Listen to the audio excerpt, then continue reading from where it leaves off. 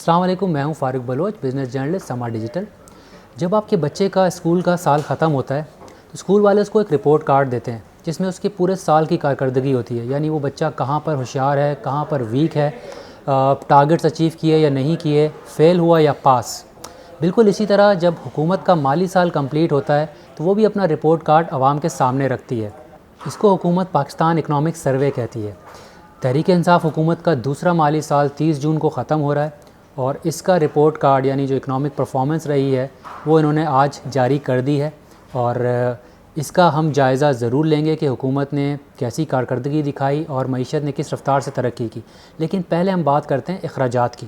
رواں مالی سال کے پہلے 9 ماہ کے جو اعداد و شمار ہیں اس کے مطابق حکومت کے خرچ کیے گئے ہر 100 روپے میں سے 29 روپے صرف قرضوں کی ادائیگی میں چلے گئے، 13 روپے دیے گئے آرمی کو ملک کے دفاع میں، 15 روپے خرچ کیے آپ کی جو پینشنز ہوتی ہیں اور دوسرے وفاقی اخراجات ہیں اس کے اندر، 3 روپے خرچ کیے پبلک سیفٹی میں، انوائرمنٹ پروٹیکشن اور جو اکنامک افیئرز ہوتے ہیں اس میں، ساتھ ہی جو ہے آپ کے کلچرل اور ریلیجیس افیئرز ہیں اس کے اوپر، اور 80 پیسے حکومت نے خرچ کیے تعلیم کے اوپر اور 10 پیسے خرچ کیے صحت کے اوپر۔ ویسے تو تعلیم اور صحت جو ہے وہ صوبائی ذمہ داریاں ہیں 18 امینڈمنٹ کے بعد سے، لیکن ان دونوں ایریاز میں ابھی بھی وفاقی حکومت کچھ اخراجات کرتی ہے، تو صوبائی اخراجات اس میں شامل نہیں ہیں، وہ الگ سے ہوتے ہیں۔ آگے چلتے ہیں۔ حکومت نے 27 روپے دیے صوبوں کو اور باقی جو آخر میں 12 روپے بچے وہ خرچ کیے ترقیاتی منصوبوں پہ اور عوام کی ڈیولپمنٹ کے اوپر۔ یہ تو حساب تھا 100 روپے کا جو حکومت نے خرچ کیے اس سال کے پہلے 9 ماہ میں، اور مزے کی بات یہ ہے کہ حکومت نے کمائے صرف 76 روپے۔ اب آپ سوچ رہے ہوں گے کہ اگر 76 روپے کمائے تو 100 روپے کیسے خرچ کر لیے؟ یہ جو باقی کے 24 روپے ہیں یہ بجٹ خسارہ ہے، اور یہ پیسے ہم نے کمائے تو نہیں لیکن خرچ کر لیے، یعنی یہ پیسے حکومت نے بینکوں سے اور دوسرے جو مالیاتی ادارے ہیں ان سے ادھار اٹھا کے اور پھر خرچ کیے۔ حکومت کے خسارے کی بڑی وجہ کم آمدنی اور زیادہ اخراجات ہیں۔ اب آمدنی کا ذکر آ گیا ہے تو اس کا بھی جائزہ لیتے ہیں۔ اگر حکومتی آمدنی کو میں 4 برابر حصوں میں تقسیم کروں تو اس میں سے صرف ایک حصہ حکومت کے اپنے اداروں سے آتا ہے، جس میں اسٹیٹ بینک اور پی ٹی اے کے پروفٹ شامل ہیں، پاسپورٹ اور شناختی کارڈ کی فیس وغیرہ۔ باقی 3 حصے ٹیکسز کی صورت میں آتے ہیں۔ ان 3 میں سے صرف ایک حصہ امیروں سے آتا ہے، ان کو ڈائریکٹ ٹیکسز کہتے ہیں۔ اس کا مطلب یہ ہے کہ یہ ریٹ 5% سے شروع ہو کر اور 35% تک جاتے ہیں جیسے جیسے آپ کی انکم بڑھتی جاتی ہے، یعنی جو جتنا زیادہ کماتا ہے وہ اتنا زیادہ ٹیکس دیتا ہے۔ باقی 2 حصے انڈائریکٹ ٹیکسز کی صورت میں آتے ہیں جیسے sales tax, property tax, petrol tax, motor vehicle tax وغیرہ۔ یہ امیر اور غریب کی تفریق نہیں کرتے۔ مثلا ایک بڑے بینک کا چیف ایگزیکٹو جس کی ماہانہ تنخواہ 50 لاکھ سے لے کر 1 کروڑ تک ہو سکتی ہے، وہ بھی 1 لیٹر پیٹرول پر 41 روپے ٹیکس دیتا ہے، اور اسی بینک کا چپڑاسی جو شاید 25 سے 30 ہزار کماتا ہوگا وہ بھی 1 لیٹر پیٹرول پہ 41 روپے ٹیکس دیتا ہے۔ اگر انکم ٹیکس ریٹ کو بڑھایا جاتا ہے جیسا کہ پچھلے سال کے بجٹ میں ہوا، تو جو سیلریڈ کلاس یعنی تنخواہ دار طبقہ ہے اور جو بزنسز پہلے سے ہی ٹیکس دے رہے ہیں وہ مزید پستے ہیں، ان کی جیبیں مزید تنگ ہو جاتی ہیں کیونکہ وہ پہلے ہی بہت زیادہ ٹیکس دے رہے ہیں۔ دوسری طرف امیروں سے ٹیکس لینے کے لیے ٹیکس کی چوری کو پکڑنا ضروری ہے، جو کہ ایک مشکل کام ہے اور ایف بی آر سے نہیں ہوتا۔ اس لیے ایف بی آر کا زیادہ تر انحصار انڈائریکٹ ٹیکسز پر ہوتا ہے کیونکہ اس میں نہ تو محنت ہوتی ہے اور نہ ہی دماغ لگتا ہے۔ اس کی میں آپ کو مثال دیتا ہوں۔ اگر حکومت پیٹرول ٹیکس پہ 1 روپیہ بڑھا دے تو اس کی ماہانہ ٹیکس آمدنی میں 2 ارب روپے کا اضافہ ہو جاتا ہے، اور ایسی میں آپ کو بہت ساری مثالیں دے سکتا ہوں۔ مثال کے طور پہ سگریٹ پہ ٹیکس ہے، موبائل فون پہ ٹیکس ہے، بجلی کے اوپر ٹیکس ہے اور وغیرہ وغیرہ۔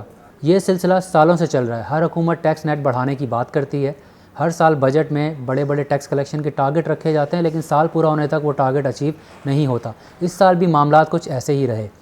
پہلے ہی آئی ایم ایف کی شرائط کی وجہ سے اکانومی جو ہے وہ بدحالی کا شکار تھی، اور رہی صحیح کسر کرونا وائرس نے پوری کر دی۔ معاشی پیداوار کو بڑھانا تھا 4% سے، لیکن 0.4% سے گھٹ گئی۔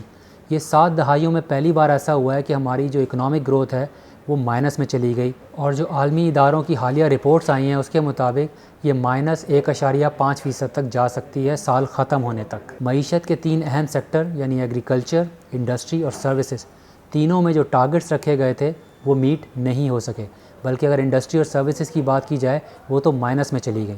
جب انڈسٹریز اور بزنسز بند ہوں گے اور ان کی گروتھ نیگیٹو آئے گی، اس کا مطلب یہ ہے کہ نہ تو وہ پیداوار کر رہی ہیں، نہ ہی حکومت کو انکم ٹیکس اور سیلز ٹیکس دے رہی ہیں، اور ظاہر ہے لوگوں کی نوکریاں چلی گئی ہیں تو وہ جا کے کپڑے نہیں خرید رہے, گاڑیاں نہیں خرید رہے, اسپینڈنگ نہیں کر رہے, جس کی وجہ سے وہ بھی سیلز ٹیکس اور انکم ٹیکس میں حکومت کو نہیں پے کر پا رہے.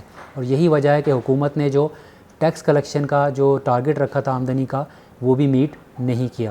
اور دوسری جانب جو اخراجات کرنے تھے اس مالی سال میں اس سے زیادہ خرچہ کرنا پڑ گیا, خاص طور پہ کرونا وائرس سے نمٹنے کے لیے حکومت نے ایک بہت بڑا پیکیج دیا اور ابھی ہیلتھ کیئر کے اوپر بہت زیادہ پیسے خرچ کیے جا رہے ہیں. اور یہی وجہ ہے کہ اخراجات ضرورت سے زیادہ ہو گئے, آمدنی ٹارگٹ سے کم ہوئی, جس کی وجہ سے جو خسارہ کا ٹارگٹ رکھا تھا 7.1% کا, اس سے خدشہ یہ ہے کہ مزید بڑھ جائے گا اور 9% تک یا 10% تک بھی جا سکتا ہے. بجٹ کا خسارہ بری چیز نہیں ہے, شرط یہ ہے کہ جن اضافی اخراجات کی وجہ سے یہ خسارہ ہے ان کو صحیح جگہ لگایا جائے, یعنی ہاسپٹلز بنائے جائیں, تعلیم پہ خرچ کیا جائے, ترقیاتی منصوبے لگائے جائیں اور بڑے بڑے پروجیکٹس کیے جائیں جو آگے جا کے ملک کی جو معیشت ہے اس کی ترقی میں اپنا کردار ادا کرے. لیکن پاکستان کے کیس میں بجٹ خسارہ ہمیشہ زیر بحث آتا ہے. اس کی سب سے بڑی وجہ یہ ہے کہ حکومت اپنے اخراجات کا 40% سے بھی زیادہ یعنی 10 میں سے 4 حصے صرف پچھلے قرضوں کی ادائیگی میں اور ملک کے دفاع میں خرچ کر دیتی ہے, جس کی وجہ سے اس کے پاس بہت کم پیسے بچتے ہیں اپنی عوام پر خرچ کرنے کے لیے اور ترقیاتی منصوبوں پر لگانے کے لیے. نتیجتاً ہمیں مزید قرضے لینے پڑتے ہیں تاکہ ہم اپنے معاملات کو آگے چلا سکیں. اگر ہم مشرف کے دور سے دیکھیں تو ہر آنے والی حکومت پچھلی حکومت کے مقابلے میں قرضوں کو 2 گنا کر کے چلی جاتی ہے, اور موجودہ حکومت کی بات کی جائے تو پہلے 2 سال میں انہوں نے قرضوں کو 40% بڑھا دیا. تحریک انصاف کے رواں مالی سال کا جو اکنامک رپورٹ کارڈ ہے وہ ہم نے آپ کے سامنے رکھ دیا. اس کی پرفارمنس کیسی رہی, معیشت کی ترقی کی رفتار کیا رہی, کہاں پر یہ اچھے رہے, کہاں برے رہے, پاس ہوئے یا فیل, یہ فیصلہ عوام کو کرنا ہے. اور اگر اس ویڈیو کے حوالے سے آپ کوئی فیڈ بیک دینا چاہتے ہیں تو کامنٹس کی صورت میں دے سکتے ہیں. اگر ویڈیو آپ کو پسند آئی ہے تو آپ لوگوں سے آگے بھی شیئر کریں, کیونکہ کل ہم نے بجٹ پہ بھی کوریج کرنی ہے جس کے لیے لوگوں کو پتہ ہونا چاہیے تاکہ وہ ہمارے پیج کو فالو کر سکیں. اپنا اور اپنے پیاروں کا خاص خیال رکھیے گا. اللہ حافظ.